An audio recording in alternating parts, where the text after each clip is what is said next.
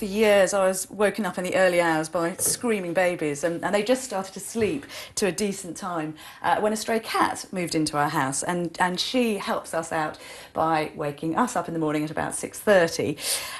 She actually taps us on our cheeks with her paw, which is very sweet, although sometimes she misses and puts her claws in your mouth, which is a bit of a rude awakening.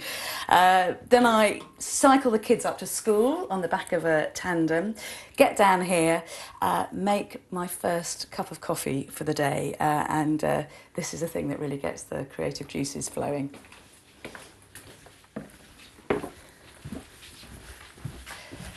One of the great things about having kids is that it really focuses the mind, because you only have a certain number of hours in the day to get everything done. So with my coffee, I then come straight to my notebooks, and this is where all my ideas go down.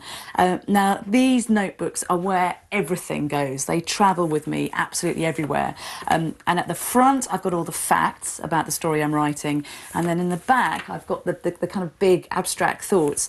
So this one, for instance, is about Socrates. I'm writing a book about Socrates at the moment, and it says, Bettany, think about all those others who've tried to make him the champion or anti-champion of the cause, and then it carries on. It's usually rather kind of incoherent ramblings at the back there.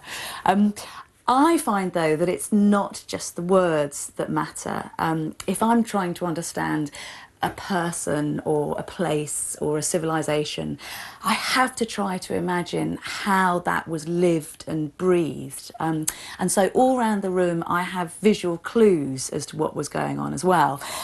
When I travel to research, I also take a sketchbook and make sketches. So, for instance, this is something I'm working on at the moment. It's the idea of psyche and eros, love and mother love. So I've done a little sketch here of a very beautiful marble statue that I found in Paris. Actually, it's been quite interesting having a look around my room, talking to you, and I realised that a huge number of the images that I've got seem to be pictures of naked or semi-naked women. I didn't realise I was quite as obsessed with the female form as I clearly am. And we've got here Aphrodite of the beautiful buttocks, who was a goddess worshipped for the fineness of her bottom.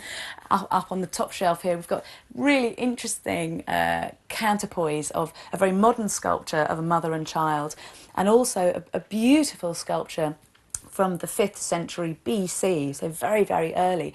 But they look as though they could have been done by the same artist. So that really interests me, that there are people who are separated by 2,500 years, but they still treat the female figure in the same way. Probably the most important object in the room is the map. This is a map of Greece. I've just written a big book on Helen of Troy, and I spent about 15 years on and off travelling around Greece to try to understand her story, and I'm now embarking on this project about Socrates, and so I'm spending a lot of time in Athens. So if I need to refresh my mind, then I go and stare at the map and try to think what it would have been like for these amazing characters to live at their time and in their day.